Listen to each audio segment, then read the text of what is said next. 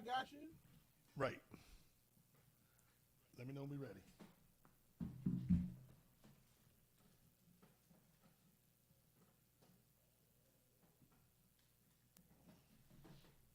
Hey, what's up, y'all? Ready to get this party started, baby. Get this party started.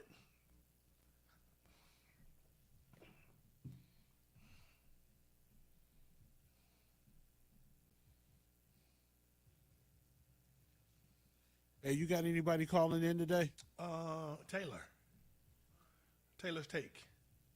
Okay, she called in on the first break. Yes. Mm-hmm. Okay, I just wanted to know because I got to step out of here, man, because ain't no heat up in this joint. They got the air on, and it is cold in this box today. Oh, really? So I actually got to run outside and go get some heat. I got you, big boss. I got you.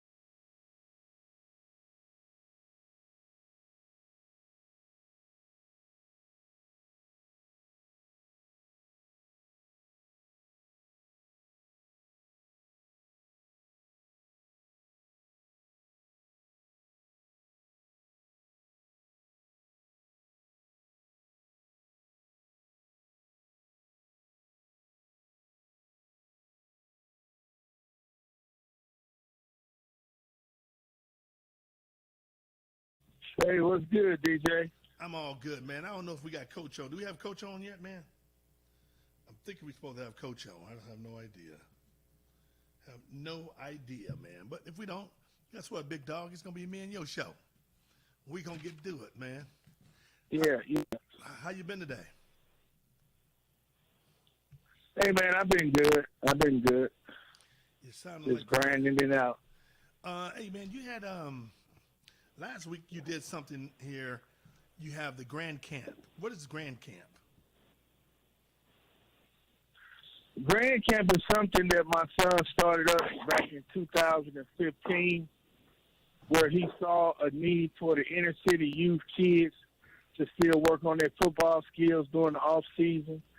And it's something that I just started up, and Grand Camp is located at Delwood Rec Center, which that's the home of Grand Camp. Mm-hmm.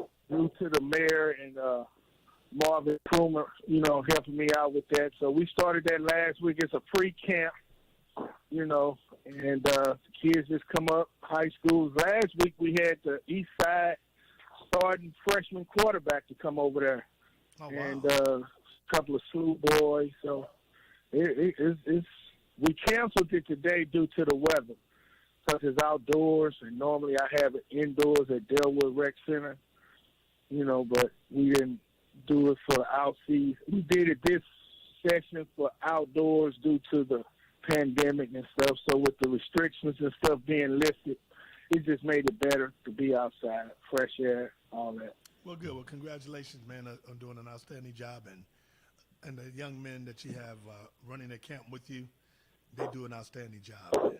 And it's really cool to see their commitment and their passion about getting the job done. Hey, man, look, I'm really excited, man. I might do something. I might put together something where I'll fly a couple people in to St. Louis in June to be a part of our weekend, our big golf tournament, our big celebrity fashion show, concert. We may do something like that, man. I'm going to think about it. You know what I'm saying? We get some of the couple of people that'd be nice. Hang out with us on the weekend. All expense paid. Your events be off the chain, man. Yes, it is off the freaking charts, folks. So if you think we're joking, you come here and have a good time with us. It's going to be off the charts. We raise money from our organization and we give back to the community. You can always Google what we do here in St. Louis and the impact that we've made in this community for a long time, and the impact that we continue to make in this community. This is our really our 31st year doing this stuff. And what's really cool about it is that last year we weren't able to really express what we wanted to do. However, we're able to do it now to raise money, and we got all guns loaded now. All guns loaded to raise money because we missed a whole year raising money. You know, when you miss a whole year raising money, it's tough, man. You know, because you got to raise money yourself. Yep. And Robbing Peter to pay Paul. Yeah. And see, grassroots organization. That's what I want to talk about. Some of the grassroots organization in Detroit. If you got a grassroots organization, give me a call.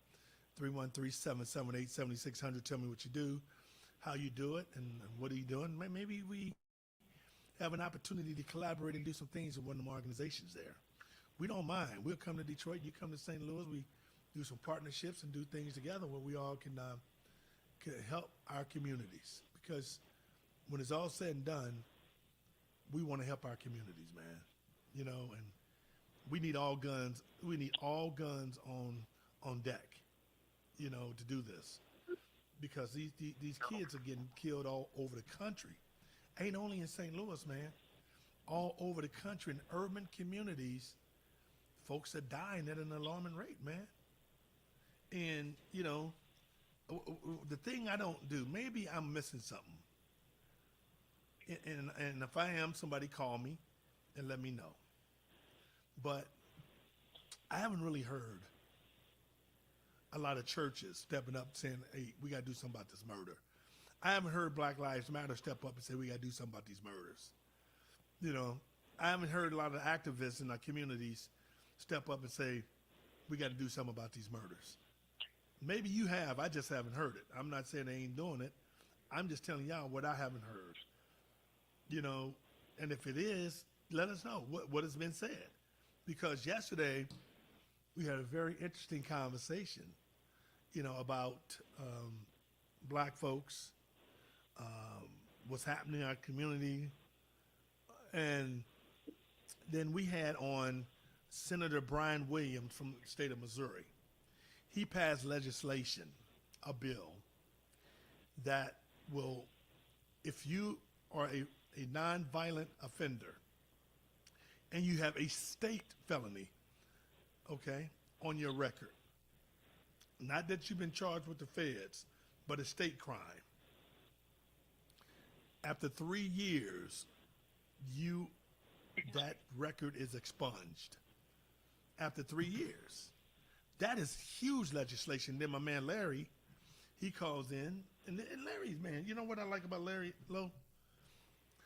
He's a very educated man. He's very educated. He's a smart guy. I mean, you can tell he's well read.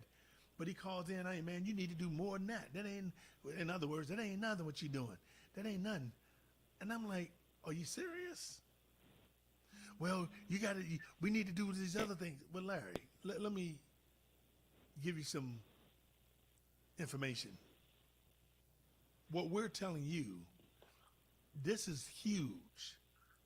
It gives young black boys and black girls who are put on these, who's put in this situation, give them an opportunity to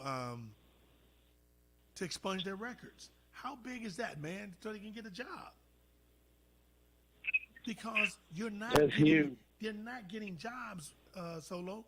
Guess why they're not getting jobs? Because of their records. Right. And it's some petty ass crime. Can't even get a place to live. Hey, what's up, Coach? Hey, DJ, I think it was probably. Hey. Oh, you on, JC? Yeah, go ahead, Lo. Okay. I think it was one of your Detroit callers, even though I wasn't on last week, I did listen. I think it was one of your callers that said that was a great job that the senator's doing here in the state of Missouri, but it would be nice if he went a step further if it was done automatically. Because, you know, a lot of these brothers, when they come off of their probation and they still, you know, struggling out here to find a decent job, to come up with money to pay an attorney to have that stuff expunged. You know what I mean? It seems like Yeah, but I say It should be this. done No, automatically. and- no, I but know that was one of your Detroit callers that said that. yeah, but I don't think. I think we got to put some work in it too, though. You know what I'm saying? I think if my record is all jacked Yeah. up, I mean, I can't expect nobody to just take my my issue and fight for it. I got to go diligently, know if I Right. stay out for 3 years, I can go and find me, and they're gonna have some lawyers through these processes that they have that's going to do a carte blanche, that they're not going to charge. So that's huge. Hey, Right, hey JC, what was Larry point he was making to us last night? You remember? Well, he tried to he tried to the legislation, and he mentioned that, in the good old boy network, if they're going, they ain't gonna tell on each other. They ain't gonna let nobody know if they've hired that person, or they ain't gonna let nobody know when that person leaves and goes to another police department. They're not gonna tell. They're not gonna say anything. Whatever he was saying, we can't allow that to minimize the legislation and what Senator Williams, man, that's huge, man. No Tell doubt. you something else. Just to be a voice to it. You can't even, man, when you have felonies, sometimes you can't even find decent housing, man. You can't even get a decent apartment. No When you doubt. got a felony on your record. It affects everything. Your job, so, your opportunities. You're right. It affects a lot of things. Hey, man, before we keep talking, let me bring my girl. I don't like her on hold too long. Let me bring my girl, Queen Perry, in a conversation. Hey, what's up, Queen? Hello. How you doing, beautiful? Hi. I'm good. Hi, Coach Solo. I'm so glad to hear you back. And DJ, you had a phenomenal show last night. It was really good. And these people called. I think the senator is doing a great thing. Yes, ma'am. What he did was great. And don't let nobody steal your joy. We should have the same kind of callers that call in on your show to help here in Detroit. But I think you're doing a good job, the three of you guys. Yes, And ma'am. that senator, I was so proud to hear what he was doing. That really made my night. That's nice to know But that. I just called to let you know I don't always call in, maybe in or whatever, but I'm always listening. Well, Queen, I love you guys. we love you too, Queen. We love you too. Thank you. Thank you so much, Queen. Boy, I love Queen Perry, man. Oh, my God, she's awesome. I love my Queen. Okay. Don't let nobody steal your joy. Yes, ma'am. Thank you, Queen. Okay, I bye-bye. appreciate it. So, like what Queen is saying, hey, man, we got to be smart, right? We got to understand that that legislation is huge, man. Think about guys can't get a job because they got a felony on their record. I know hotels that lack workers. They won't even hire a person because he's got a felony. And how do you get past it? Once you can start making a living, taking care of your family, what the system did is blackball us and take you out of the game. How did they take you out of the game? By putting a law in place that don't allow you to get a job if you got a felony. I mean, just the basic jobs, they wouldn't even let you have them. And it's maybe think about it. It's a felony if you steal over $700. You know what I'm saying? $500 to $700, you steal something, that's a felony. So imagine if you trying to take care of your family. I want to give you a scenario. You're trying to take care of your family. You need something to eat. You're going to go steal and do whatever you can to do it to try to take care of your family. They catch you.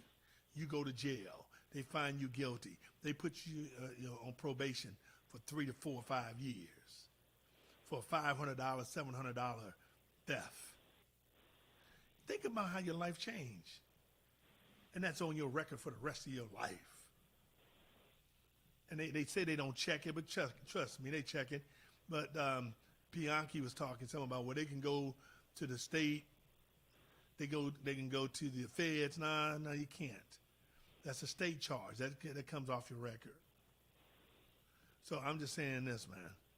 I'm happy. Now we need to hear some legislation that's happening in Detroit. I want somebody from Detroit to call me and tell me what their black legislators are doing. You know, they black. And here's the thing, DJ. And maybe, and if they did, and Solo, if someone came up with something in Detroit that's even more impressive, we would applaud them too. You think we won't? We would say, yeah, come up with something even better. See, you saying, well, we ought to be doing, well, let's push for that in Detroit. You guys are voters, push for that, push for legislation and get on the politicians in Detroit and push for them to do something. And I know James had wanted me to listen this morning to the young lady, a councilwoman, I believe he said she was. I wasn't able to listen, but when he called in, I want him to tell me what that conversation was all about, because he was telling me that black folks didn't support her. She was running for something and black folks didn't support her. How is it that we complain about white people all the time, but then we allow them to run our whole communities? Put it this way, you would never have a black police force in an all-white suburban community. Won't happen. Won't happen. You would never have 80% of black police policing white folks. Ain't gonna happen. Ain't gonna happen. You know what I'm saying? I just don't understand it, man. I mean, it really gets me. And then they want to talk about, let's talk about Detroit news. A 12-year-old boy, listen what I'm about to say, was charged with murder of a 25-year-old man Sunday night. 12-year-old boy. He's held in juvenile detention with a $10,000 bond. Okay. Think about this. Who do we blame for this, man? Should the boy parents be held accountable? See, let me tell y'all something. In Detroit, we got these young kids killing up all over the place. I'm going to say this. If a parent has not taken that son to try to get help, have reached out to social workers or reached out to everybody trying to get help, there's no record of that parent trying to do this, and this kid is constantly getting in trouble. If that kid commit a crime, that parent should be held accountable. That parent of this 12-year-old boy, if they show that this parent has not done anything to try to help out, change the life of this kid, killing how are you 12 years old when you want to murder somebody? 25 years old Sunday night. You tell me, 313-778-7600, and y'all want to talk about the churches. Get out of here. Coming back, Taylor's Take. The big fella, the coach, the expert. We'll be right back.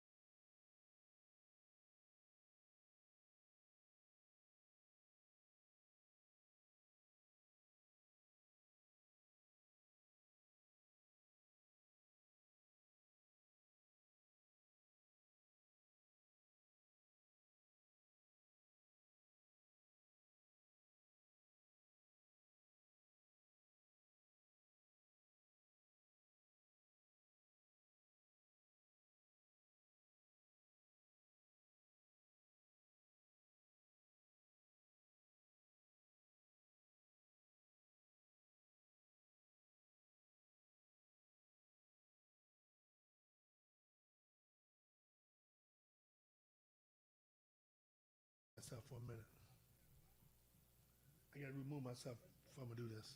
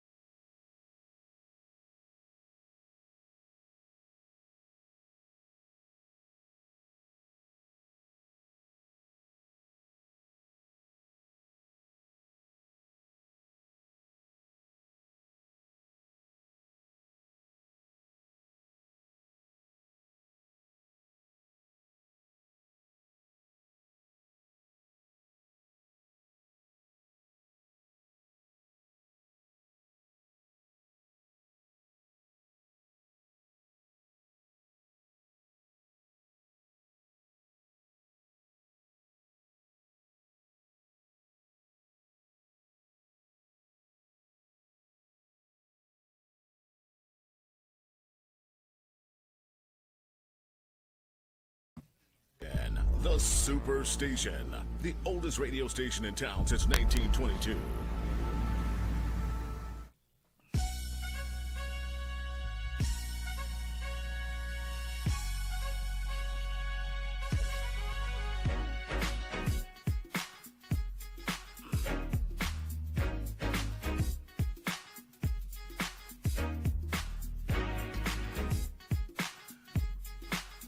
Welcome back to the Demetrious Johnson Show, the big fella, the coach, and the expert solo. And now is that time to bring my girl in with her take, Taylor's take. The Demetrious Johnson Show presents What's Your Take with Taylor. Each week, Taylor provides a take on a compelling and thought-provoking topic. Her takes are captivating, engaging, and she's always opinionated. We want to know your take. Chime in and let us know. It's What's Your Take with Taylor on The Demetrious Johnson Show. I got a story to tell. Hey, what's up, Taylor? Hey guys, how are y'all tonight? We're good. How you doing? We good. I'm good. Good. Glad to hear that, Solo. So we have two different routes to go tonight, so I'll let y'all choose. We can either talk about aliens and how they may be threatening the security of our nation, or we can talk about, and this is actually really factual, or we can talk about pornographic reading materials, which is part of a curriculum in a Virginia school that has now caused a lot of debate and has went viral. So you tell me which way y'all want to go. The aliens is kind of interesting, but I'm also down to go with the school board and the curriculum. I think we talk about both of them, whatever order you want to go in. Okay. So let's start off with the alien situation. So are y'all familiar with how now reports have come out unclassified of these UFO sightings? So one lieutenant was actually on the Tucker Carlson show recently talking about when he was training as a pilot that they would see these UFOs every day for 2 years. So they were doing these like incredible maneuvers that we don't know how they have the technology to do.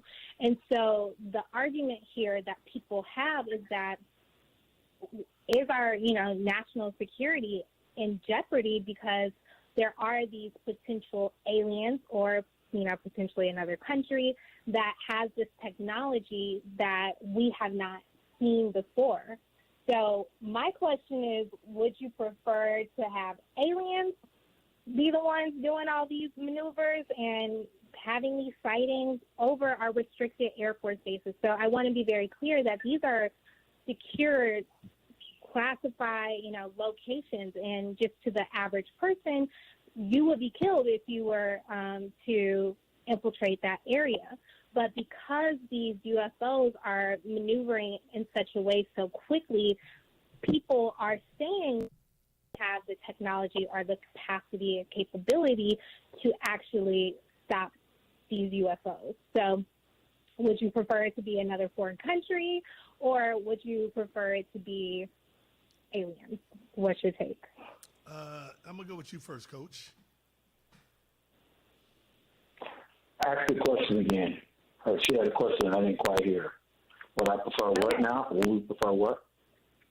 So let me give you a little background. So we have Lou Elizondo, the former director of the Advanced Aerospace Threat Identification Program. And can y'all hear me clearly? Yes. Okay. Okay. So this is a direct quote from him. He says, look, I'm not telling you that it doesn't sound wacky. I'm telling you that it's real. Imagine a technology that can do 600 to 700 G-forces, that can fly 13,000 miles an hour, that can even evade radar and can fly through air and water and possibly space, and, oh, by the way, has no obvious signs of propulsion, no wings, no control surfaces, and yet can still defy the natural effects of Earth's gravity. That's precisely what we're seeing. And we're seeing our pilots who are being trained for our military, they're encountering these UFOs every day. One has said that they've seen them every day for 2 years while they were training. So my question, So, but let me ask you a question. So these aliens ships, they're not firing on us, they're not doing anything to us? They just flying around no, like you can't they're catch just me? flying in and out. So you think they gathering Correct. intel on us? We don't know what they're doing. Only so thing you have to do is go on Congress is Facebook and social requesting- media. They'll find out everything about everybody.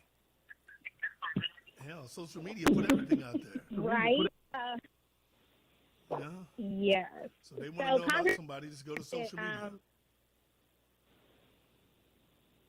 I don't know. I agree. A lot Okay. of our information is Okay, so out there. let's try with Coach. Coach, what's your take on that?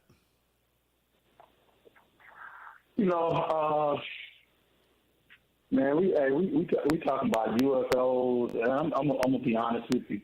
My take on it, we got so much trouble on land, and then now we talking about UFOs. You know what I mean? I mean, our government, let some other country be focused on that, man. I mean, if they're not bothering anybody, I mean, these UFOs are not bothering anybody. Let's to me, the United States is always worried about something sometimes that doesn't always particularly mean anything to us. I'm just saying we got a lot of stuff, man, here. And I wouldn't mind having another country take that on. Coach, Solo? Well, alien technology, I believe in. I believe in UFOs. Go all the way back to the Egyptians. They have always talked about flying aircrafts. It's in the hieroglyphics. The thing of it is, we are getting our technology from somewhere. If you go back 50 years, we didn't have a stealth bomber or stealth planes that could fly in radar and be undetected. Now we can. There's a reason why that is, and that's because of alien technology. We are not the only people in this galaxy, this universe, however you want to call it. I personally believe that we are their zoo. They come here to look at us like we freaks, because there is no way. If you think about what I'm telling you now, everything that seems to come to life always comes through this television first. If anybody can document Dick Tracy was a cartoon that came out back in the late 40s, early 50s. What did he have? He had a phone on his watch. What do we have now? We have the iWatch.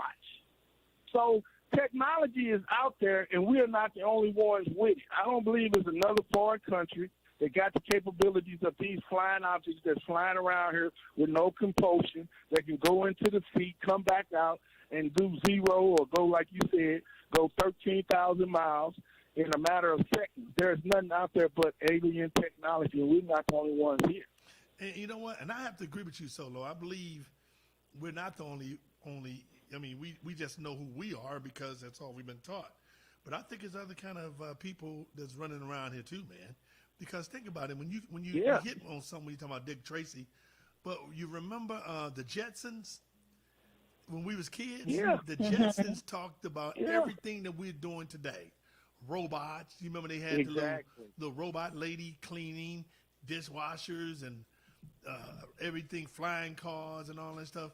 So I think it is an opportunity. And then your boy Pianki, there go Pianki. He's starting it again. Let me tell you what he said on Facebook. Maybe his cosmic slope space travelers who want to gather all the Negroes. Gather up all the Negroes. You know what I'm saying? What would they get out of that, Bianchi? Probably run their ass Oh my crazy. God. Hey, Bianchi, we said, what do we get out of it? Let me tell you something. If these space aliens get some of these Negroes, they're gonna be hell mad as hell. Then they gonna you want to and then think about E.T. You remember that thing with E.T. Yep. The space. I believe it is. I believe it is people watching us and stuff, man. I mean, I don't think. And now that's interesting because if we say people watching us, other living beings, then are we going against the principle of the church and religion? Because the church and the religion never talk about other beings and other people. They do. I mean, we have They talk about space aliens, Taylor. No, they don't. Hold up. They don't say aliens. I ain't in never space, heard no but they church do guy talk say, "Hey, about man, there's a spaceship coming in." I ain't never heard no preacher say that.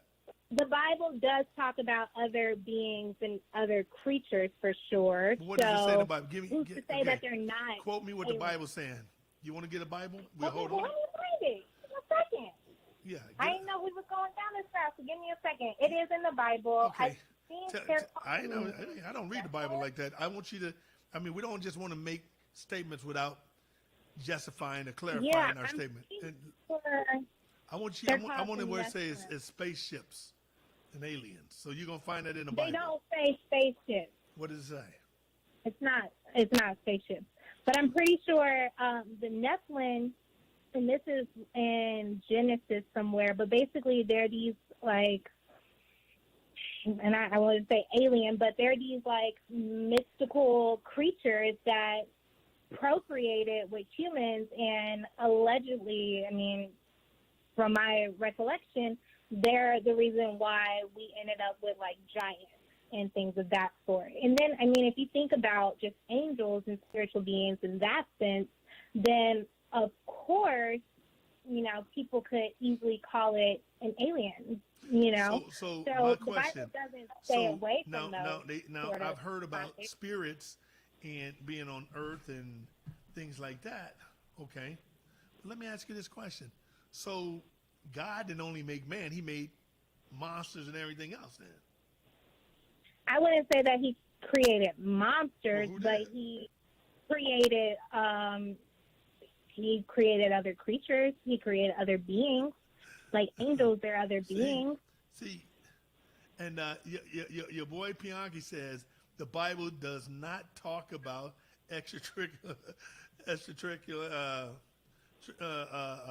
people. And then he said there are mystical preachers down on Vanderbilt and Grand. Okay, don't know what that's about. But I have no according to Genesis 6:4, the Nephilim were in the earth in those days and also after that, when the sons of God came in unto the daughters of men, and they bore children to them. The same were the mighty men that were of old, the men of renown. So the Bible clearly does talk about these, you know, sons of God to procreate with human beings. And so these sons of God could be, you know, what we, who knows? So you're saying the sons of gods, it's supposed to be monsters? That's kind of wouldn't that be kind of contradiction of what God stand for? No, I mean, I don't know where you got the monster part from. That's what you said, didn't you? No, I did not. I literally said what the Bible has said about, you know, these sons of God who were not humans, who were procreating with humans. And so if we, you know, kind of just infer and extrapolate just a bit, then people can say that maybe, you know, these people were considered aliens. So in other words, you saying they was hanging out with humans? What I'm saying is yes, but more so specifically is that they procreated with humans. So they had sex and had children with humans. So monsters was finding them some little gals to have sex with. Again, I would not call them monsters. That's what you just said. Yes. That's not what I said. You did call But them monsters. yes, I did not call them monsters. Okay. I thought you did. Okay. All right. So what I'm getting at is it may not necessarily be unbiblical, and I don't see why it would contradict anything. I mean, the spiritual world is very real. Who knows how, spirits manifest in things in ways. So ultimately it goes back to the question, do we want these UFOs to be of other countries or do we want them to be aliens? And from what I heard JC say is that it don't bother him either way because they're not really interfering with our daily lives. Well, we never know if they interfere with our daily lives, do we? Because we don't know what they're doing. You see what I'm saying? We don't fully know what they're doing. We really don't know what they're doing because they can be creating all this havoc. They may have been part of making a riot happen. They may be part of all the chaos that's going on. They may be out there doing that because if you listen to some scholars, they would talk about evil spirits and demons on earth, right? So maybe they creating that stuff that's happening to the world. Oh, what you think? We'll find out. So Congress has, requested a briefing to be presented. But I don't know why So Congress would. a lot of this information will be But Taylor, unclassified and will be shared with the public. But I don't know why Congress would do that because Congress is always behind something. They know everything that's going on. So I don't know. It's just weird. Hey Taylor, let's take. You don't want to take a call? Let's take some calls first, man. We got our boy Larry on. I don't know where he's coming from today. Let's bring Okay, Larry. so let's. Hold on. Okay, go ahead. You got something else before I bring them in? Not on that topic. Okay, you want to do another topic before we go, Larry? And now, guys, let's do another one then. Okay, so this was about the Loudoun County Public School District.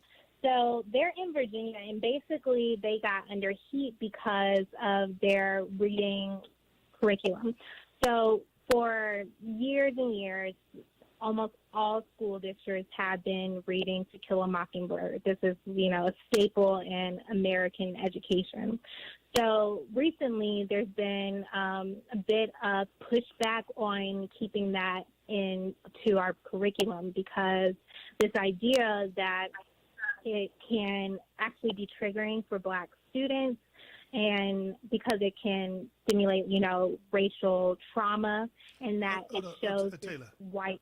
do me a favor. Say that all again. What did you just say? Okay. So recently, can you hear me well? Yes, go ahead. Okay. So recently, a school district in Virginia just went viral because one of their school board meetings was aired and placed online.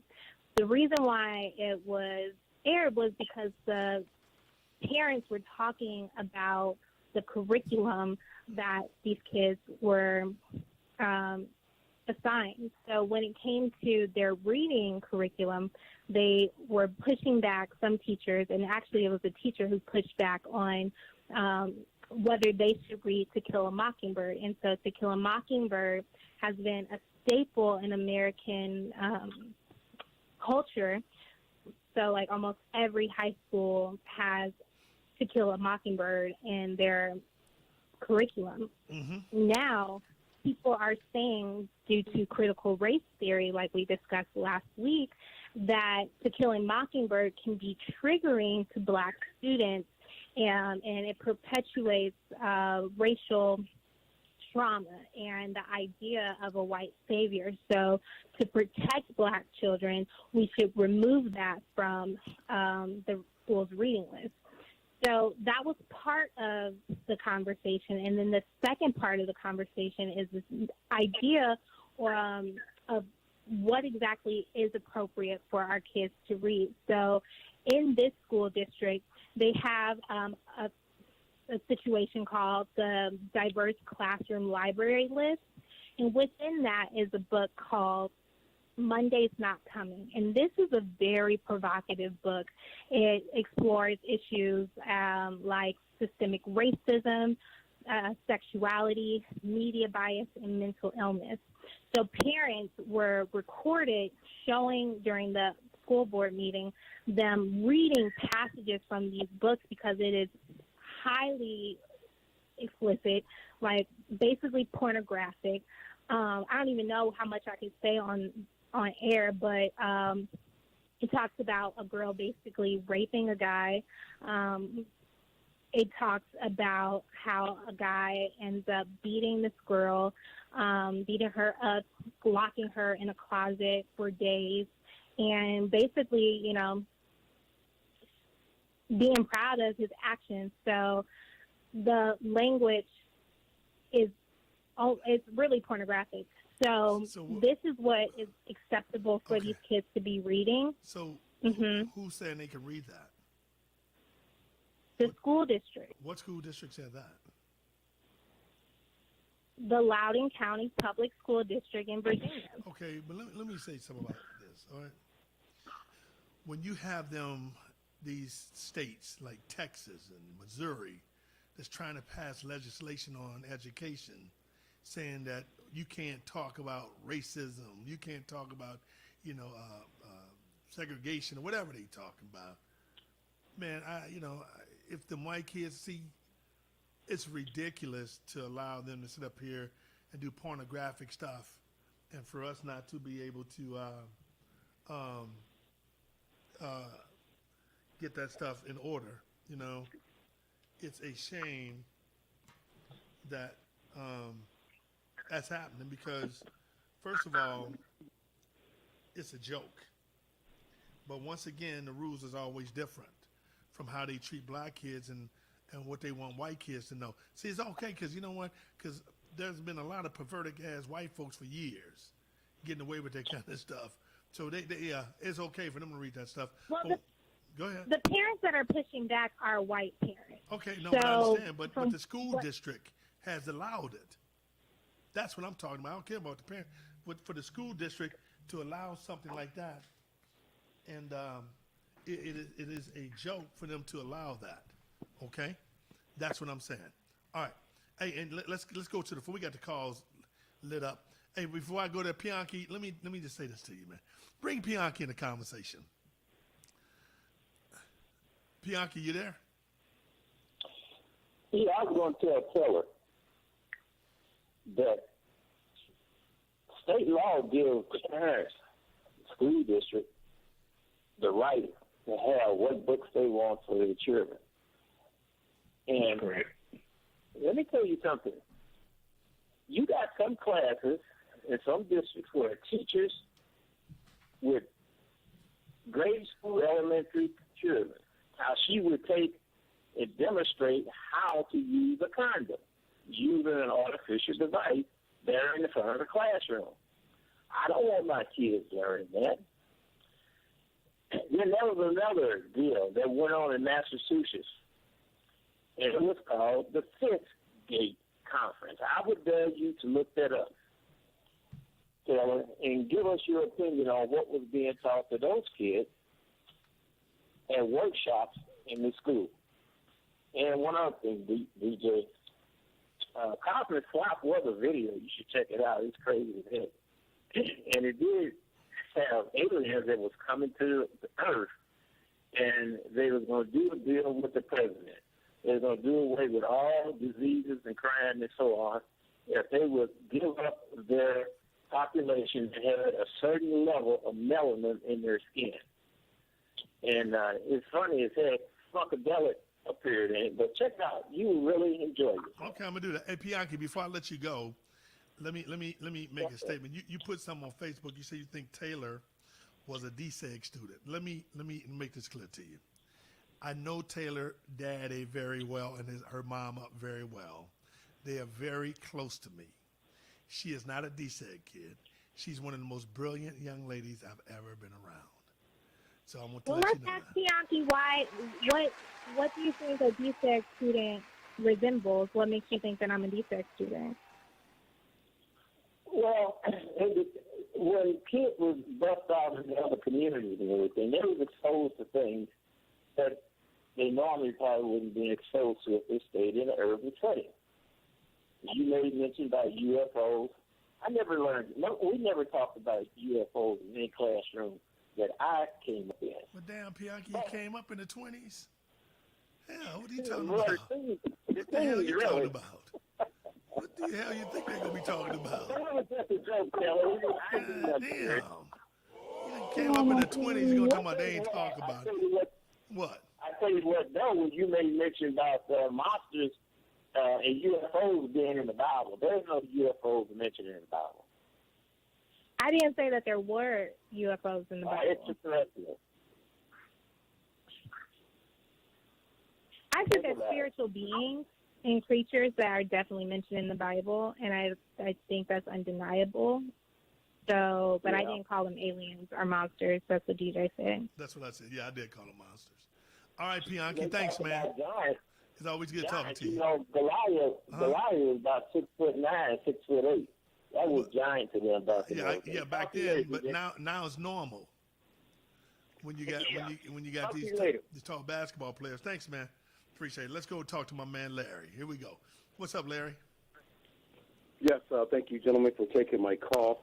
One of the things that I tried to do there, DJ, was that when I come online here, my only reason and my only purpose is to motivate thinking, critical thinking, not just your average, everyday thinking or thought. That is my intent. So if I appear that I don't believe in a whole lot of things which that have to do with the electoral process or electoral system, never has there been a time where the Negro here in America has profited or benefited as a result of the vote. That is absolutely true. You can argue with that, but go back and trace the annals of time. I think that what you'll find is what I just said. Mm-hmm.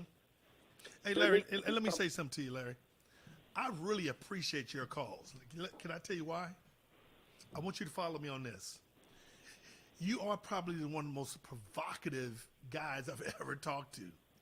You make us think. You make me stay on our toes when we talk to you, because you are not a traditional type conversation. You're very smart. You're very calculative how you present your information, and you make us. This is what it's all about. We need to be able to communicate with you and have the discussion of respect. I can appreciate you, man, because you do make us think. You make me sit back and like, hell, I'm coming on my show and talking about what you said yesterday. So you had a hell of an impact on me. You know what I'm saying? And JC. Go ahead. So no, you make us think. I just wanted to make sure I heard Larry say this correct, Lee. So did you say that no black person has ever benefited from legislation in this country? Or did I mishear you? I think you misheard me. I think what I said was that as it relates to the vote, never has there been a time in our history, in our sojourn here in the hills of North America, here in America, has the vote profited or benefited us the way that it do all others Americas. Much like Malcolm said, if we were Americans, we wouldn't have to wonder. We wouldn't have to, cast votes. We would not have to do what. Okay, Larry. Now that's smooth, Larry. Now that is real smooth how you putting that. Okay, I think you're wrong about that. Let me tell you why you're wrong. Okay. Because when you have the civil rights laws, when you have desegregation laws, that had to come from legislation. So there are things that we did benefit from elections because it had to be the hold on. The reason. But go ahead, Larry. Go ahead. I have to stop you there. Go ahead. You just said that we profited or we gained as a result of the civil rights laws. No, we did not. In fact, we were set back. We were put on a course. We were set on a course that when we should have been legislating or trying to secure human rights, we wasted time for civil rights. That's why now you have these civil rights all-stars like Al Sharpton, Jesse Jackson, and some of these other handkerchief-head Negroes who profit off of the pain of black people. We wasted time for that. And guess what? Civil rights came with a shelf life. What do I mean by that? There was a time that was set aside that black people would benefit from such things as civil rights. Then, after that, we can no longer. Do you know that a black person in this country can't file a discrimination case against a business or company? Thank civil rights for that. Thank the reason why we're being shot down in the street, because they know all we're going to do is protest and raise hell for a couple of days, and soon after we're going to go about business as usual until the next person. Well, Larry, okay, I got you. Well, let me ask you a question, Larry. Yes, let me throw something at you. You heard of the Piston Group LLC, right? The auto suppliers, right? You heard of that? Okay. Yes. So why did Michigan Minority Suppliers Development Council take away the Piston Group minority business status? It was owned by former Detroit Pistons star Vinnie Johnson. He says that the actions were vindictive, willful, you know what I'm saying, malicious, and have negatively affected the holding company business relationship. So why is Detroit? You want to talk about legislation? Let's talk about local business. So you tell me, why did Detroit take down a black man, Vinnie Johnson, who owned and control 100% of the Piston Group? It is a minority-controlled business. Tell me why, Larry. Since you want to talk, we're talking about legislation. Tell me why in your backyard that y'all went against him. Tell me that. I'm going to tell you something that probably you act like you don't know. Here's what I'm going to tell you. Do you know that the Detroit Pistons, Detroit Lions, and every one of the Detroit franchise, the teams that's here in Detroit, do you know, especially for the black players, do you know that they have contracts where they're not allowed to come into the black community and go to black schools or to black students or black people? Black I don't believe that. No, I don't believe that. I don't believe that. That's bull crap. That is bull crap. You know, that's bull crap. You know why I know that's bull crap? Let me tell you how I know it's bull crap. You know how I know? I played for the Lions for 5 years. So what does that mean? They didn't sign. I didn't sign nothing to no contract like that. DJ, if you played for the Lions, time out, big dog. Time out. They didn't sign. I didn't sign no contract saying I couldn't go in the black community. I couldn't go to black schools if my kids was there. That's some bull crap you talking now. How many black children, black boys, did you come to and that you brought a message of building them up in their own community where they live at? How many? DJ? I used to go around all the time in Detroit. Time out. I used to go and talk to kids all the time in Detroit. Where? Name it. Down in Detroit. Name where? In the school system down in Detroit. Where down in Detroit? Man, hell, I don't know. You know how long ago it's been since I played in Detroit? Community that you went into, DJ. Do you know? You didn't do it. You gonna tell me? Hold on. You gonna tell me we never? Hold on. Time out. You're telling me black players in Detroit don't have the ability? You know what we're gonna do? I'm gonna prove something you wrong today. Because that's bull crap what you talking. I played it. Now you want me, I ain't been in play for Detroit in 100 damn years. And you want me to remember all the places I've been to? Come on, man. You're talking ridiculous, Larry. Now you're being ridiculous. But you know what you didn't do, Larry? Let me show you how smooth you are. You did not talk about the Piston Group. Why did the Black Development Council take away the Piston Group minority business status? Tell me. I don't have any knowledge of what you're talking about. Well, I'm just telling you. I do have knowledge to know that the players here in the city of Detroit, for example, Isaiah Thomas. Isaiah Thomas played for the Detroit Pistons, and guess what? What? How many black neighborhoods or black Hold on. See, you know what you're doing, man. Hold on. You lost your mind, Larry. You lost your damn mind, Larry. Larry, you lost your mind. You lost your damn mind, Larry. Let me tell you why you lost your damn mind. You want to call out Isaiah Thomas. Maybe Isaiah Thomas didn't want to go in those communities, but don't damn tell me black folks didn't go. I went in the daggone community. So don't sit up here and tell me what they don't do, what they tell you can't do. They don't know a damn thing about the black children here in this community. We don't know nothing And guess about them. what? All of I've our probably regulations done in more the for them than closed your down. ass has done there, and you live there. All of ours are closed down, DJ, because you blacks, once you get elevated Oh, to that man. position Woo. of Hey, famous Larry. popularity, Larry, you don't give a damn about us. Oh, we don't? Well, do your damn homework on me and see what I do. Then you talking all that little bull crap. Stop talking stupid, man. And you're an intelligent man, but you being a damn fool tonight. Man, get him off the phone. Get him off there. I can't take him tonight. This damn fool want to sit up here talking about they sign contracts that you can't go in the damn black community. That's what you're talking about, putting bull crap ass information out there in the community, and you got black folks listen to some foolish ass information like that. Hey, Taylor, thank you for your take, babe. Hey, DJ. We'll come back. We got to take a break. Hey, We're going to come back, man. The big fella, the coach. Oh, Solo, Taylor. Damn, pissed me off. We're right back.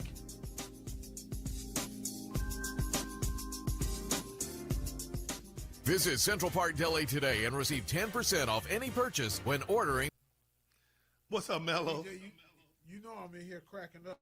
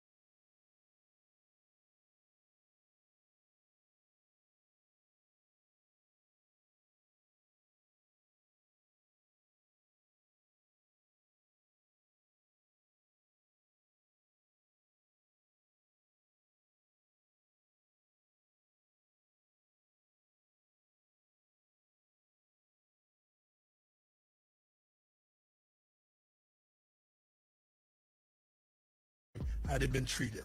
When they dummy down education, when they take the resources out of your school system, when they redline you where you can't get loans, where you can't get a meaningful job to take care of your family. I'm saying, and I'm looking at history in terms of what has changed.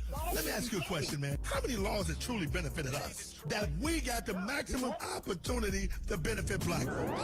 We are 910 AM Superstation. WFDF Farmington Hills, Detroit. 910 AM Superstation, a division of Adele Media. The views and opinions expressed on any program are those of the producers and or the persons appearing on the program and do not necessarily reflect the views and opinions of 910 AM Superstation or Adele Media. Play this record as frequently as possible. Then, as it becomes easier for you, play the record once a day or as needed.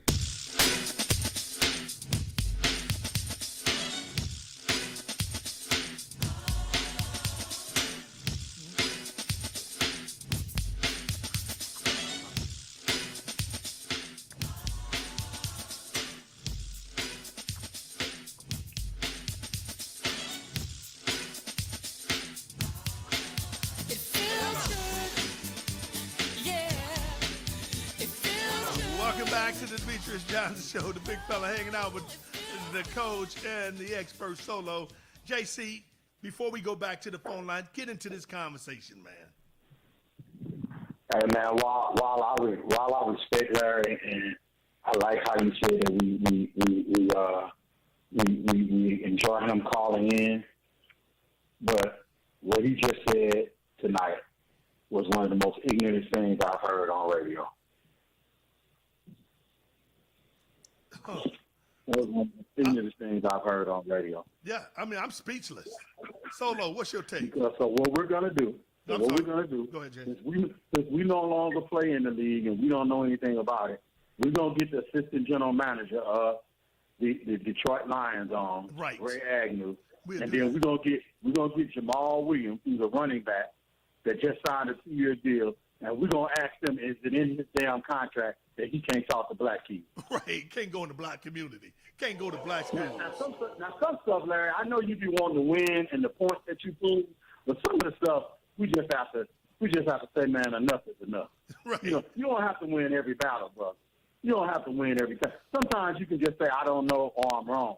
But to put some ignorance like that out there is really disrespectful. I agree, Coach. Solo.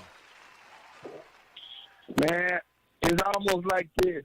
Give already showed you his intelligence. He talk real smooth. Tom never gets upset. He's about pushing his agenda. You know, anytime a black man could be 60-some years old or whatever his age is and say he don't vote in the voting process, that says enough, man. There's nothing even to talk about, for real. When he come on, he got good points. Right. Sometimes he go way off key, and he went way off key. But it's a conversation you can say for another day and another show. Hey, let me say this, man. I'm really disappointed in Larry. I just know maybe he's just doing it for S and grins. You know what I'm saying? Because that's what's the most asinine stuff I've ever heard in my freaking life. You know what I'm saying? He gonna tell me this dude gonna tell me I never went to a black school nor talked to black kids when I played in Detroit. How the hell he gonna tell me what I did? Well, name me the damn school. DJ. Go ahead, Tolo. Hey, DJ, do you know you can't even name the last school we went to probably 15 years ago to speak to black kids? Right. With your foundation. Right. You know what I mean? Now, he talking about something 30 years ago, man. That dude need to go jump off a cliff. Right. Without a parachute. Because that was ridiculous, man. And then, you know what? He never talked about the Piston Group. He never talked about how Vinnie Johnson got jacked up there. When the star player from the freaking Detroit Pistons, when Isaiah Thomas and the microwave, they call him Vinnie Microwave Johnson because when he came off the bench, he lit it up. I was there when they was playing. He started his own, call it the Piston Group LLC. Let me ask this question again. Why did the Michigan Minority Supplier Development Council take away the Piston Group minority business status? And then check this out, y'all. It was owned by the former Detroit Pistons, Vinnie Johnson. And check this out. Vinnie Johnson now hit their ass with a lawsuit. He alleged the council president, Michelle Robinson, had threatened to take away his minority certification on several occasions. She threatened to do it. Y'all ready for this? She threatened to do it after the company rejected a request for $300,000 donation and declined to participate as a sponsor in a golf outing in 2019. Now, come on, man. Vinnie Johnson ain't going to give your ass $300,000 donation, and then the council strip him from his minority status. And then Larry sitting his ass around here talking about black kids, black ball players in their contract. Who, you know how freaking, I'm about to curse, man. But Mike, don't let me curse. How freaking stupid that is. Do you know they would get sued for putting in a contract you can't go to black schools? You can't speak to I was black just gonna kids. say that, DJ. They would get, the NFL would get Oh, so, my man, God. it would be unbelievable. Hey, Bianchi, you're right. You're right, Bianchi. That does sound so damn ridiculous. He said he agreed with Coach. It is ridiculous for this dude to come on here and say that. But see, that's the foolishness that y'all allow somebody to come on the airway and say and don't challenge his ass. That's ridiculous, Larry. I mean, man, if you wanted to get me riled up, you did with that stupid-ass statement. That stupid-ass statement. All Yeah, right, maybe man. Isaiah Thomas didn't want to talk to no black kids. Exactly. Yeah, I don't know. Hey, who do we have? Who's our next caller? Big Mello. Tell me who I'm Mello. Get on the mic. Tell you what, go ahead and go with Al. All right, let's go. What's up, Al? Yeah, what's going on, man? I don't want to hurt your man's feelings, man. Man, I'm I feeling used to do pissed. this stuff back in the day. We do at my job. We do work for my man Gray Block. For a whole season, Longfellow Middle School, he gave tickets to the kids to come to the games. I used to go to the games. That's the reason why Larry must be bitter about something, man. Back in the day, I was able to throw camp at St. Cecile and St. Martin de Porres basketball camp. So whatever Larry's smoking, Larry, I know you're a good guy, but, man, something ain't right with you, brother. Something ain't right with you. I've seen my man. I've seen Dre Block get the kids the tickets. Dre Block played in St. Louis. I know he played. That's the reason why I brought it up, because I know y'all know where he is. Yeah. He came to Detroit. It was around 2007, man. Sure did. So right before the school closed, he tried to help the school stay open and everything. So, man, Larry, I think something else is going on with Larry. I think Larry's bitter about something else, man, and he may need to let Larry something want to be right all the time. Hey, Al, No, man, I think something happened to him, man. But I'm just keeping it 100, man. You right, I've Al. seen it for myself, dude. I went to the game. I've seen the kids from Longfellow. If you made the student of the week, they gave you tickets to your family. My man, I don't know where he got that from, dude. I do not know where he got that from. But I will tell you this: I heard about that thing about Benny Johnson and that group, man. Because, he bought the company from Bill Laimbeer because he used to own the company. Okay. And then he bought it from him.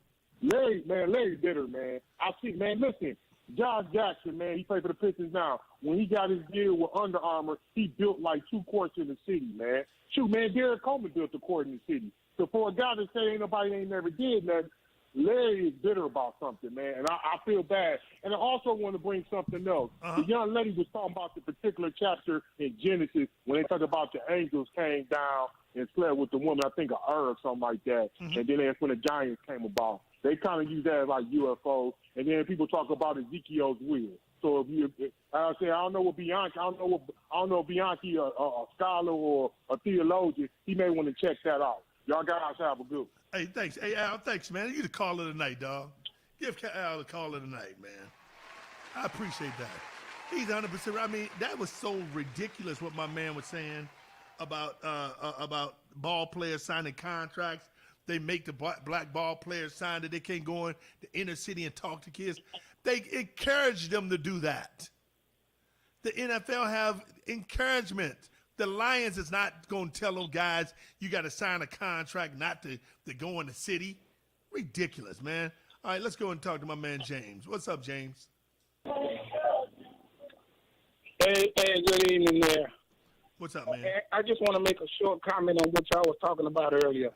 If you remember back in the Jetsons, they had cell phones and they can see who they were talking to. They had jetpacks that they can fly up in the sky to with. Right. Remember on the Jetsons? Yes. But also, I want to get back to the other topic. I heard you say you didn't hear the show. You see, this is our problem as black folks, and especially in the city of Detroit. Normally, I defend the city of Detroit, but I'm going to tell you why it's a failure. When you first come on the air months ago, I mentioned to you about the Charter Commission. They formed that here in Detroit. They had a 9-member panel. 3 was voted in, 6 was appointed by the mayor. So which means the 6 will always overvote and overrule the 3. The 6 will still do stuff illegal. I mean, they were just letting you see who they was for. They wasn't for the citizens of Detroit. And all 9 was black, 8 was black, I believe 1 was white. And what made me realize what's wrong with our people here in Detroit, you have heard all them say since you've been on the air. The mayor is doing this wrong. Yes, he is. You know why he's doing it and getting away with it? I went to every charter commission meeting they had for 2.5 or 3 years before this coronavirus come out. I never seen this many black women fought for the citizens. For every 20 black women, there was maybe 4 men that showed up every time. 4, maybe 5 at the most. And they always said the women would be, where are the men? I know that's right. You see what I'm saying? The women need the men's support too. Yeah. Some women stood up and they was ready to fight. And I watch women, I stood up with them. I balled my fist up. You hear me? I couldn't believe it. So when I hear, and all your callers, all your top name callers that always call me, I'm willing to bet they never went to a charter commission meeting. I know that's right. This is why I wanted you to hear that show this morning. Right. And I wish you can get her to come on your show as a guest. Well, you know what? I'm going to have Mellow Mike to reach out to. This woman's fault. And what's her name again? Wait. This woman's fault. Joanne Underwood. Joanne. She come in on Sam's show every Tuesday. She's on his show every Tuesday, unless she just happened to, not come that particular day. But you could have heard it for yourself. This woman had in houses looking for missing people, and when she couldn't get no help, she went in there by herself. I called and told her, call me when you go, and I'll go with you. Because you have no business as a woman going in an abandoned house by yourself. No doubt. So all of these guys that always call and talking about this blue black about the city, this is how they lost the city of Detroit. You don't support your own black women that's fighting for the city. I know that's right. And I always hear you say about your black mayor and your black governor. Yes, they bad. But I would put Joanne Underwood up against them two any day. You know why? Because they might come out equal. I know that's right. Joanne's a real fighter. Well, I'm going to reach out to her. I tell you, I promise you this. Listen, since this city been going down, every Tuesday, just listen to the show at 9 o'clock in the morning. I'm going to reach out to see if we can get her on our show to talk to her. I like to talk to her. I'm going to reach out. I know, but I'm just saying, all these radio call-in gangsters, where was they at when the charter commission was going on twice a week? I believe second Tuesday of every month and the last Saturday, which means churches on Wednesdays and Sundays. So why didn't they show up? Now watch this. They had a blind man show up. Blind man, he's fighting, he can see. He got a ride to the meeting every time, and he got up his foot. Can't see, but he fought. He fought for the citizens. And all these other gangsters are calling this show, that's what they are, Dollar Tree gangsters. Because if you that much of a gangster, why didn't you show up to the meeting to help save the city? I know that's right. And I don't blame the mayor for taking everything, because he's going to keep taking it. You know the men are not fighting, just the women.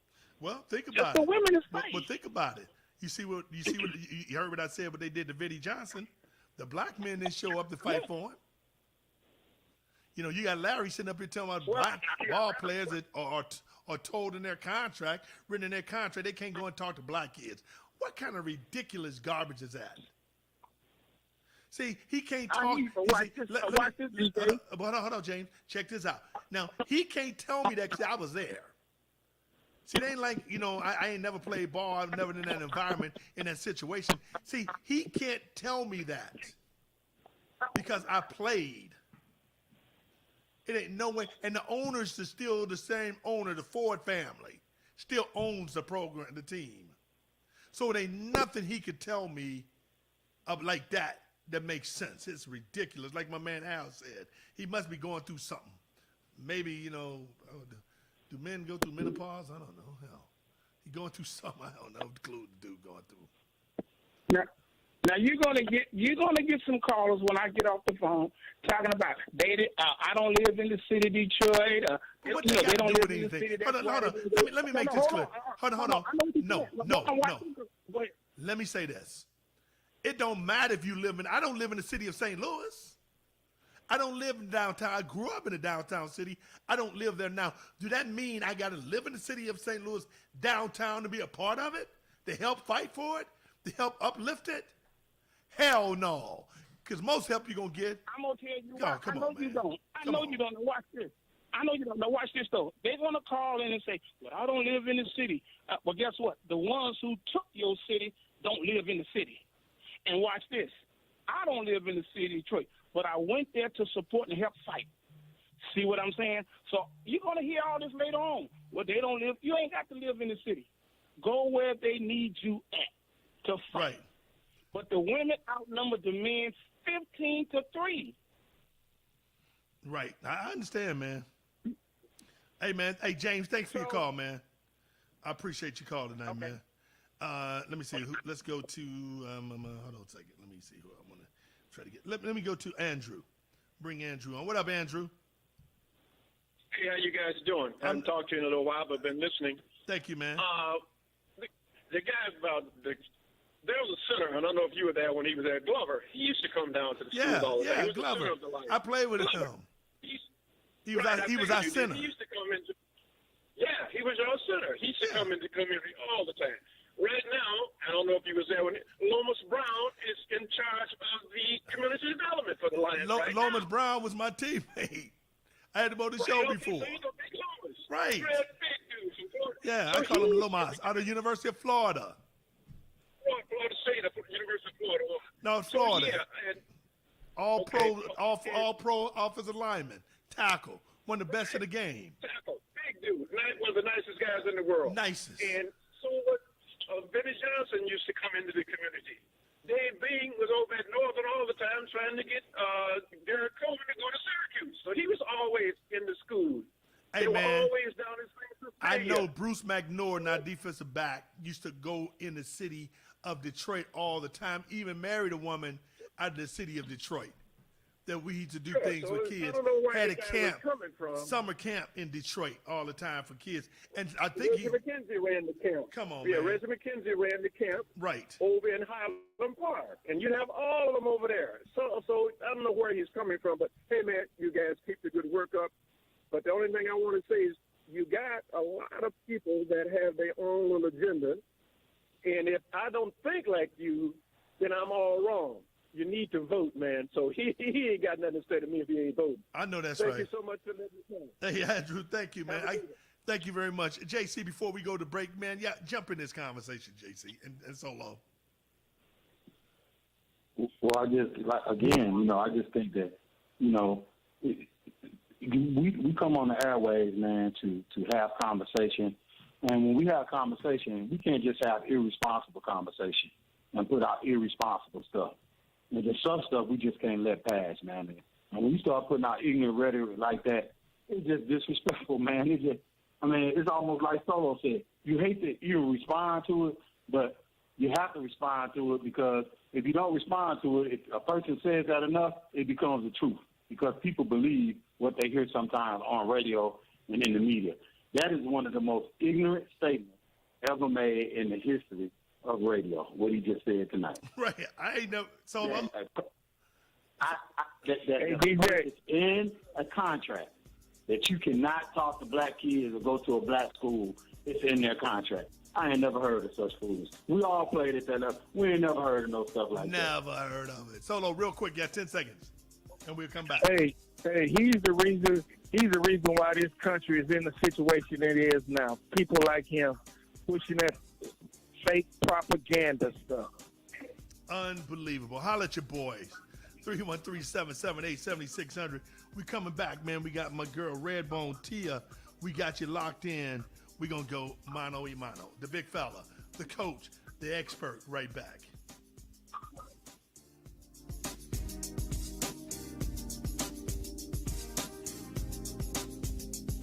Boy, I ain't never heard The of historic that Little shit like that.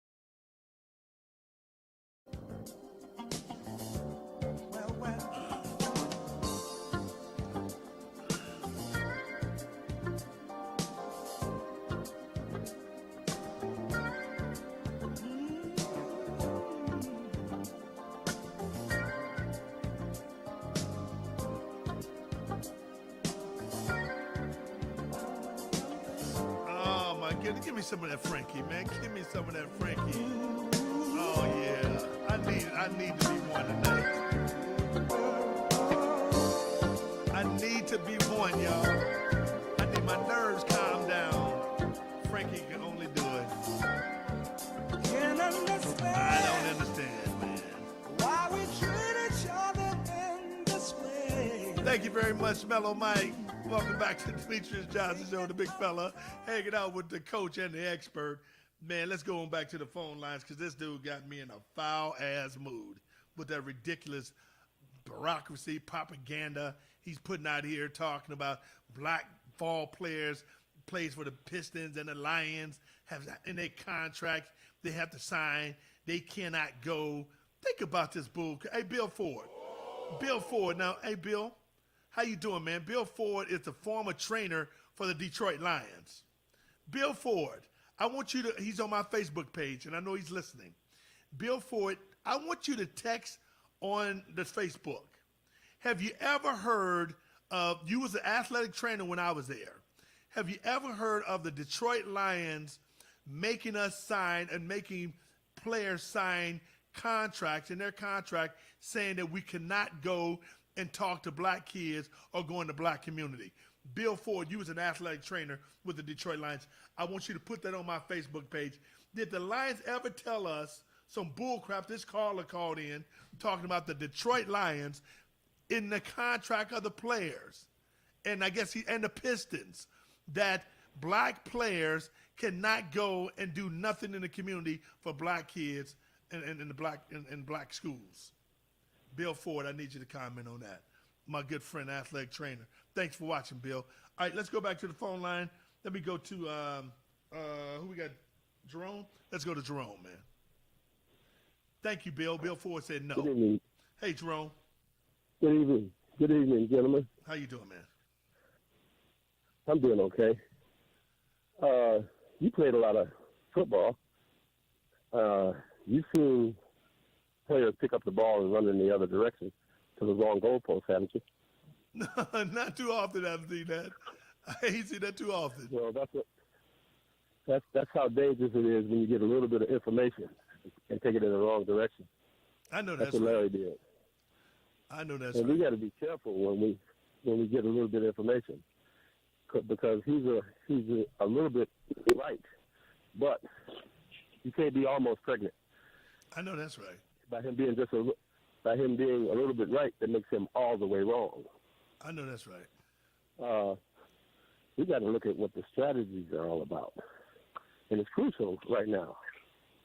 And the other caller, he hit it on the head. Where are the men at? Yes. What we got to do is we have to look at what controls children and adults from all studies. All studies indicate that children and adults learn, or should I say the number one source that they learn from is not their parents or their bosses. The number one source is the arts, which consists of music, radio, television, social media, and further on. That's number one, learning. Number two is the peers, the friends. You can take one rumor in the wrong direction and kill the world. Mm-hmm. What we need to do is we need to concentrate on the number one source that they used against us then and now, which is the control of communication, the dissemination of information, and miseducation. So let me ask you this question, Jerome. Let me ask you this question. Do you think the guy, Larry, would go on a white station and say what he just said? No. He would never do that. In a million years, he would never do that. That's the problem I have. You feel comfortable enough to come on with black folks because you have no respect of us to make a ridiculous statement that, think about what he just said. With all the contractual rates and NFL Player Association, NBA Player Association, the NBA players run the NBA. You know what I'm saying? And they've been doing that for years. And for him to sit up here to make it seem as if black boys who come, most of them come from ghetto areas. I came from the ghetto area. That we are or have to sign our name on a contract, say we cannot go back into a black community and help black folks. And then Bill Ford, the former athletic trainer for the Lions, a good friend of mine, he wrote on here, and let me tell you what Bill said. That's a two-way street also. Would they do the same for white players? You think they telling white players they can't go into the black community? Come on, man. Well, he heard part of a story. And I don't even know what story he can hear like that. It ain't no stories I ever heard. That black kids are signing contract. Now, I know black players. What he heard was they urged a lot of players to go to white schools. That's what he heard. Let me tell you something. Let me tell you the difference. Let me tell you how it works. Mm-hmm. Now, players within themselves, they can say, hey, man, I want to go and talk to this school. I'm going to these kids. I'm going. And they tell a PR guy. PR guy call the school, tell them they coming. But then there are people that pay some of these guys to go to different events and say, hey, man, we want to pay you to come and speak. That happens all the time. But you better believe black players are not being told they cannot go and speak to black kids in black schools. In fact, a lot of black players want to go and talk to the black kids. DJ. Yeah, go ahead, Coach. Solo. Every Tuesday on your off day, you spend your entire off day doing work like that. That's when that work happens. No doubt. On Tuesday on your off day in the league. And you go all around to the schools and all that. Yellow. We just got trucked. Right. This man sit up here and told a lie. We've been talking about him for the last 20 minutes, man. Yeah, because you know why it's important. But you know why it's important, and that's what my man is just saying. But you know why that's important? Because when they put this ridiculous stuff over the air, see, let me tell you the two things I've learned, being in media as long as we've been. White folks believe what they see on the news, and black folks believe what they hear on the radio. That's what I've learned over all the years. White folks see something, they think that's real, it's real. Black folks hear something on the radio, it's real. That ain't true all the time. Mm-hmm. And I'm sorry. Go ahead, Jerome. I didn't mean to take your time. Go ahead, Jerome. Well, we got to be real careful what we say. You know, when he was talking about Jesse Jackson and when he was talking about Al Sharpton and the rest of them, he has to remember they are in their lane. Just because they don't pick up the bucket and put out the water on your end of the fire doesn't make them pimps. They do well at what they do. And the problem is they're expecting for Jesse Jackson or Al Sharpton to be Martin Luther King. They're not. Well, let me say this, though. If you think about it, regardless of what their intentions are, I can't tell you what's in their heart, what's not in their heart. But I can tell you this. When Reverend Jesse Jackson or Reverend Al Sharpton step out, they bring media attention. That's one thing you're going to get. And that's what we need. If it's right or wrong, how they do it, it's whatever. I don't know what their intentions are. You know what? I don't follow no man. I follow myself and fight for myself and fight for black folks ourselves. That's what we do. I don't need Reverend Jesse Jackson. I don't need Reverend Al Sharpton to fight for me. I'm going to fight for myself. There are people who need folks like that to fight for them. I mean, they do what they do. You know what I'm saying? But we got to give them credit. Like them or not, you got to give them credit for being able to bring the media, particularly the white media, that can control the narrative. They're able to bring it to the table. And that's very important when we don't control the airways. Well, when he talks about Jesse Jackson, he doesn't recognize that it was Jesse Jackson who went to Maxine Waters and told her to bring the money to Detroit for that demolition program for the mayor.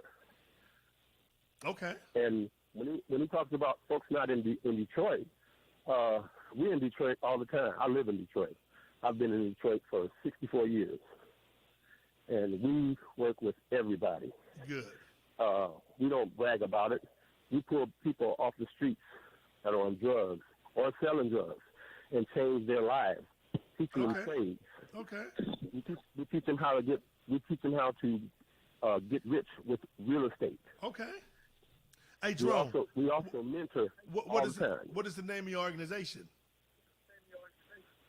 Well,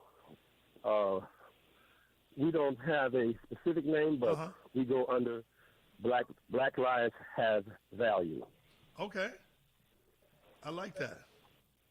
And the bottom line is you need to know our story. Without our story, his story is not correct. Well, let's do this. I want you to call me in the 7 o'clock hour tomorrow. As soon as I come on. And I'm gonna get you on and let you tell your story. I want you to tell your story tomorrow. Because if we got guys like Larry running around here talking about black players signing contracts, we need a true warrior who's out here fighting and doing something rather than talking about it.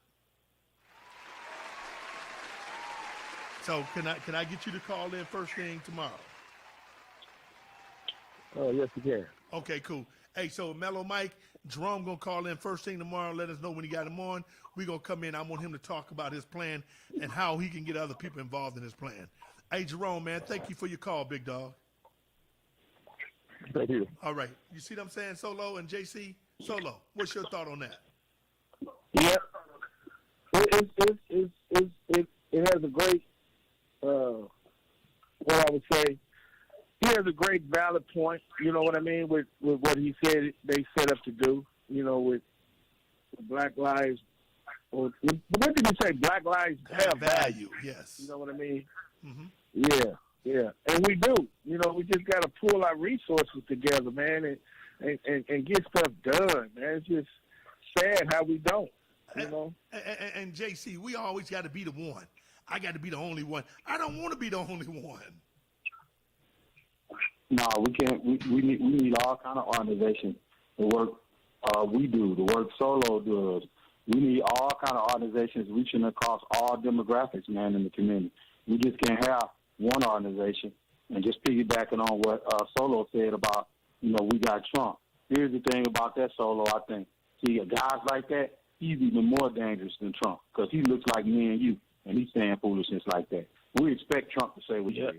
We know what he is. Yeah. When you got a black man of color talking like that, that's dangerous, man. I know that's right. Hey, let's go and bring my girl Redbone in the conversation. What's up, Bone? Oh, I've been waiting for this. Oh, my God, I've been waiting for this like a plug nickel. You know what?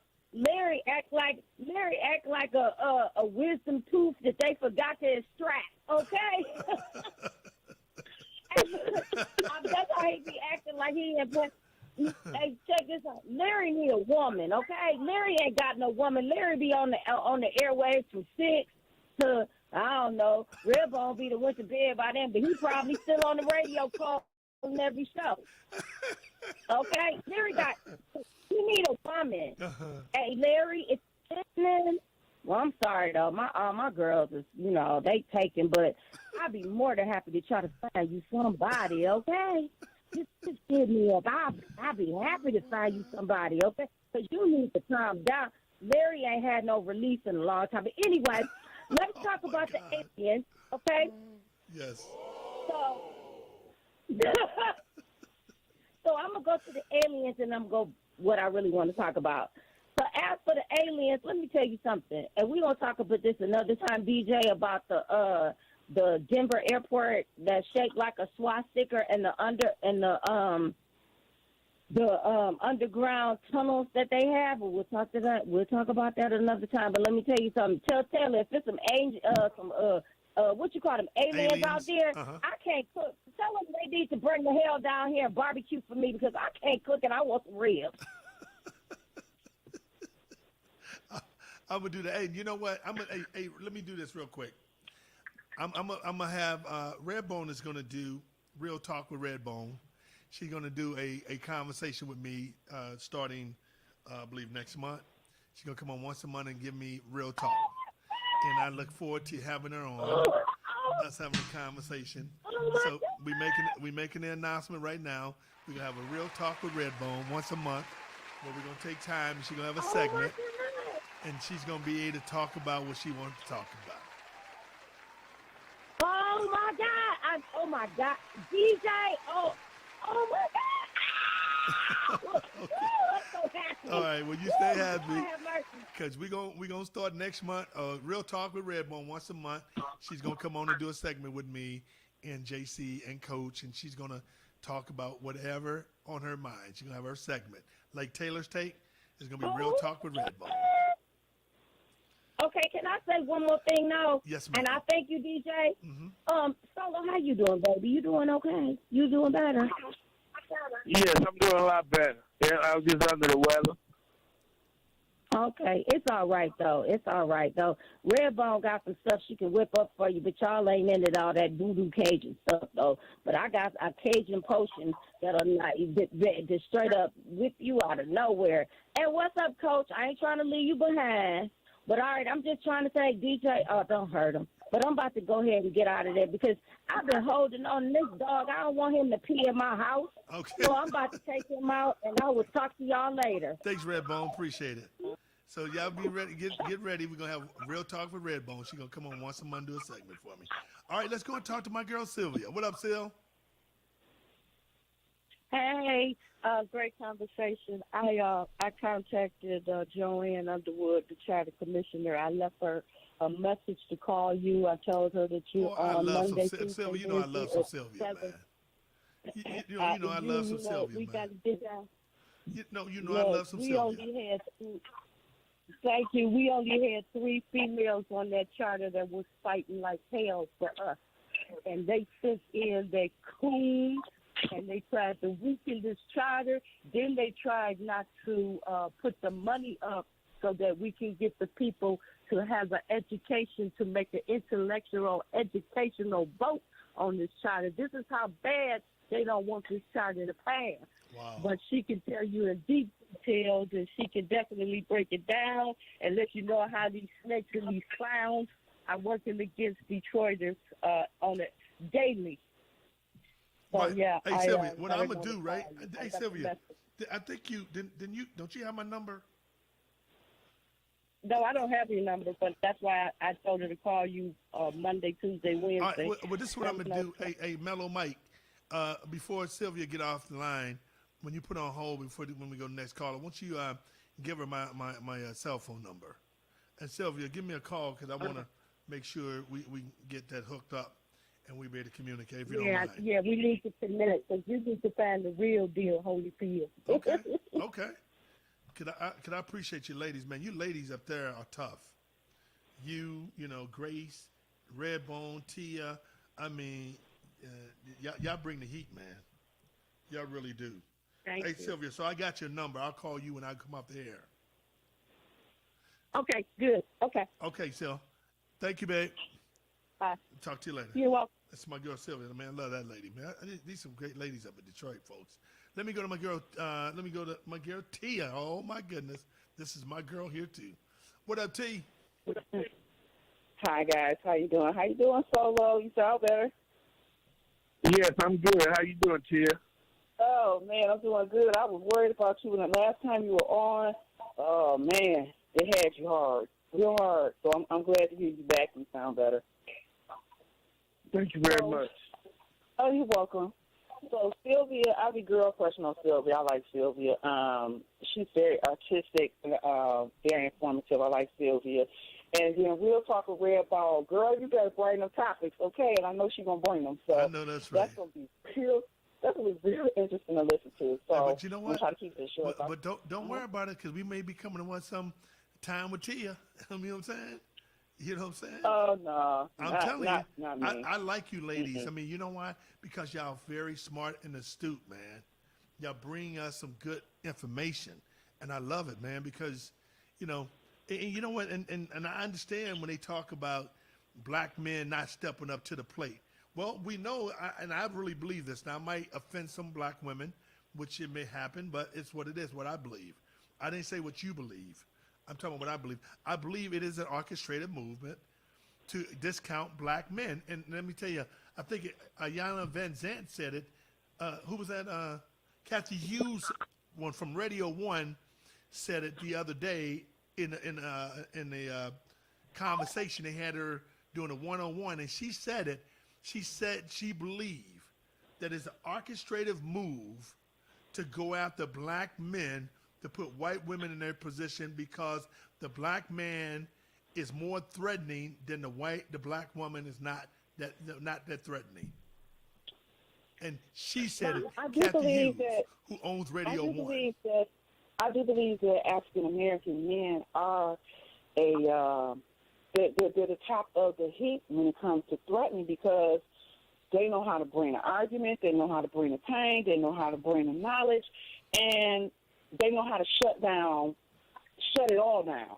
A room, other men. It's amazing because, like, for me, I like to hear other men have conversations with each other, and I like to hear other men have disagreements with each other. I like to hear other men argue. I know it sounds kind of weird, but the reason I like to see that interaction is because men interact so much differently than we as women do.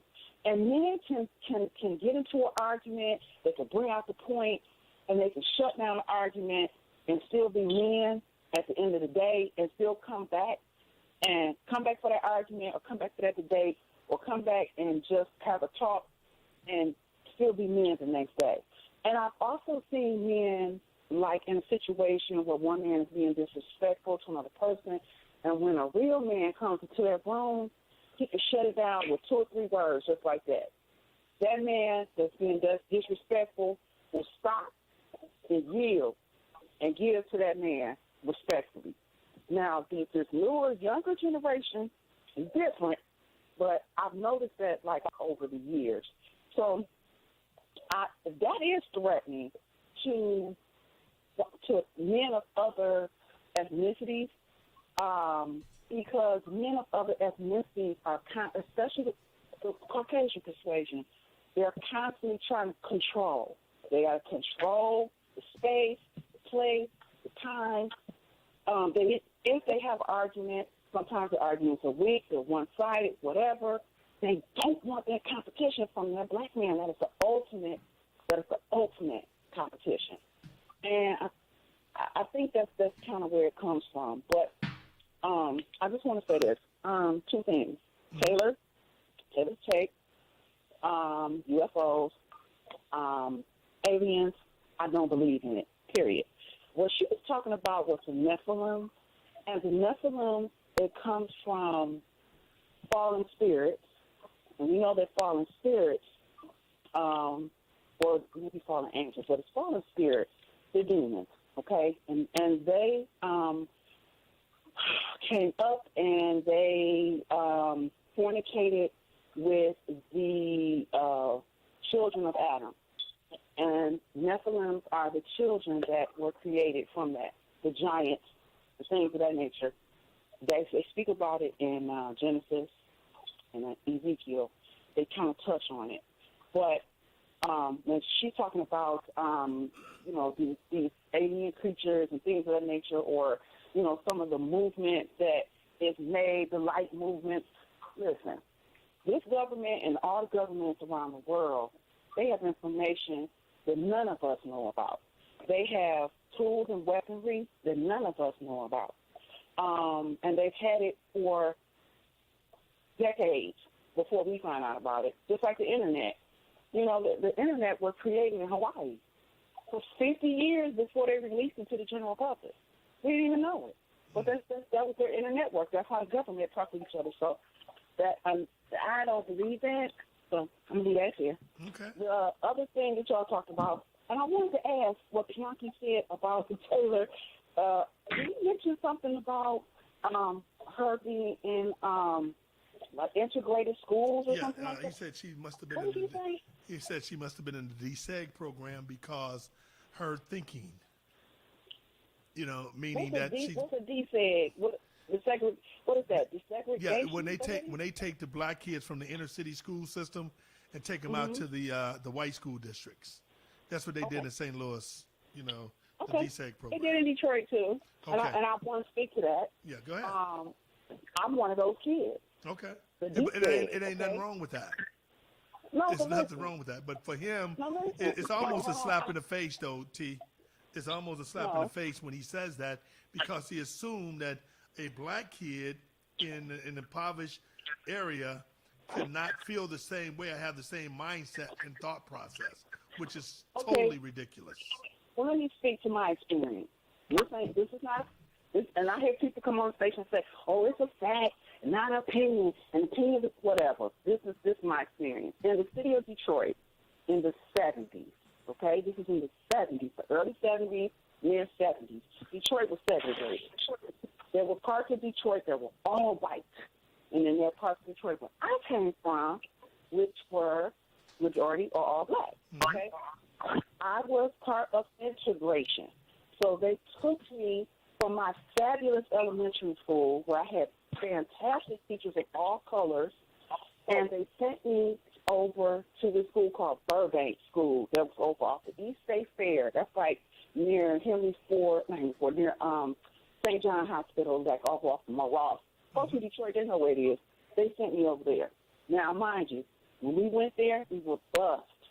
And I stayed by the bus station. I live right by the bus station. Everybody know Beawick and Mac, you know the bus station is right there on Beawick and Mac. So the white folks didn't want us to go there. They threw rocks, bricks, ice balls, everything at us. I was every bit of 7. Okay? They were trying to kill us when we were babies. They had to, we had to have police escorts to go into school. Oh, wow. Just like Brown versus education. Okay? But what happened, the white people pulled their kids out of the school because they did not want their kids to go to school with African American people. Only the poor white people would want to let their kids in school because they couldn't send their kids to private school. And I'm going to tell you what happened. What I noticed was this. There were white teachers, mainly white teachers there, a couple of black African American ones. What happened was we didn't have a lot of white kids to interact with because those white people pulled their kids out and sent them to private school. That was one. Yep. So we didn't have that socialization with them like that. 2, the white teachers taught us nothing. Absolutely nothing. And they would pass us and give us A's like we were A students, and they taught us absolutely nothing. I know that's right. What saved us was our parents got together, they noticed it, and they sent us to summer school in our neighborhood. I went to summer school every year in my neighborhood, even though I was a straight-A student, and that's how I learned things. So that's part of that white power. Yep. They don't want to educate you because they don't want you to compete with them intellectually. They dumbed us down and passed us through. Well, let's if do it this. wasn't for us going to summer school and me going to college, I wouldn't have learned nothing. Yeah, well, let's do this. Let's me and you call in the 7 o'clock hour because I want to finish this conversation. We're running out of time because I need to talk about one other topic. But, hey, T, call tomorrow in the 7 o'clock hour because I got to get you on. I want to finish that conversation because we're going to talk about the movement and the laws they passing now not to talk about. And think about when they talk about races or racial situations, that's talking about black history. That's what that's all about. You can't talk about black history. Good night, guys. Y'all take care. Look forward to talking to you more, T. Have a nice one. Thank you. Hey, JC, and before we get out of it, Mellow Mike, get on the mic real quick for me. I'm going to ask you about what's going on, man? A rap group in Detroit, Deuces Wild. They scammed the IRS out of $5.5 million in tax fraud. Who in the hell is Deuces Wild in Detroit? And I can't even tell you who Deuces Wild is because honestly, before this story broke, I had never heard of them. I know guys that actually put on rap showcases in the city, and they've never been on a show that I've been to. So this is my first time hearing about them. Apparently, they have been filing tax returns for like the past 4 years. They were actually supposed to get like $13.6 million, and only $5.5 million had already been paid out to them. Wow. They didn't think they was going to get caught? Hey, they man, really didn't think they were going to get caught. I mean, they fired the IRS saying that they filed electronically and they filed by mail from 2 different states. Wow. Got a $57,000 tax return and a $31,000 tax return. Damn, they was rocking. I have to pay every daggone year. Wow, that's good. Okay, they're in jail now. So good Yeah, they was getting it in for sure. Good luck. Hey, Solo. Thank you, Mellow Mike. Solo and JC, real quickly before we get out of here. Why isn't anybody talking about what happened to the player, the great playing guard for the Detroit Pistons, Vinnie Johnson's company, that they took away his black status because his minority business status, because he didn't want to donate $300,000 to this person to participate in the sponsorship in a golf outing. 300,000. I do a damn golf tournament. The most I get from one of my sponsors like 10, 15,000. 300,000. It goes back to you got to pay to play, DJ. The system is corrupt up there in Detroit, and it's sad that they had to use Mr. Johnson as the man that destroy his business. He bought an honest business from Bill Lambert, thinking that he's going to provide for black folks and his family, with jobs and opportunity. And then you have a black woman. I'm assuming she's black. I'm assuming she's black too. Yeah, they want to get $300,000 out of him because he take his status away from him, man. That's just sad. JC? Hey, DJ. Breaking news. The Detroit Lions have a school in Detroit, in the city of Detroit, man. What? Called Detroit Lions Academy. No, you're lying. You're lying. You are lying. Hey, it's a middle school. It's a middle school that serves inner city youth and alternative middle schools that are overage. What do you think them kids look like? Who do you think them kids look like that they serve? It's called the Detroit Lions Academy. But guess what? Yes. And the Detroit team started it, and then not one black football player go down there to neither one of those schools. Right. There's no black players go down there. Right. Right. Hey, Larry. See, that's the difference in our show and everybody else's. We do our homework. We got researchers that find stuff for us when you make some ridiculous statement. JC, that was profound, man. That's what I'm talking about. When we talk about things, folks, we make sure we do our homework. Solo, give me your close. Hey, man, it was a great show tonight. I'm glad to be back, and we just got to keep it pushing. Coach. Hey, man, great show. We love the Detroit callers, man. Just remember, callers, man. You don't lose your power because you're wrong sometimes. You don't have to be right. You don't have to be right every time. Well, let me say this. Detroit, first of all, thank you so much for taking time out of your busy schedule to listen to me every Monday, Tuesday, and Wednesday nights from 7 to 9. I'm truly honored, and I'm sure appreciate you guys spending your valued time to listen to us. We try to bring you pertinent information. We don't try to, straddle the fence. We're going to take a position one way or another. We don't care if you like it or you don't. And now, with this Vinnie Johnson situation, Larry, that's what you should be pissed off about. You shouldn't be pissed off about nothing else. All you cats want to sit up here. You got issues. You think you're smart. But you weren't smart enough to tell us that it's Michelle Robinson, who is a black woman, who took the man down. And y'all want to sit up here and get upset about it. He has to sue this lady because she's not letting him make money. Oh, my God. Once again, black on black crime. Thank you for listening to me. I truly appreciate it. Without my man Mellow Mike, I couldn't do this. And my beautiful lady, Queen Perry, it's an honor to hear your beautiful voice. Mellow Mike, thank you, man, for having my back every Monday, Tuesday, and Wednesday night. I love being with you, man. Love you working with me. Detroit, thank you for listening to us. For Coach and for my man Solo, the big fella. Thank you. We'll see you tomorrow night, same time, same station. We out.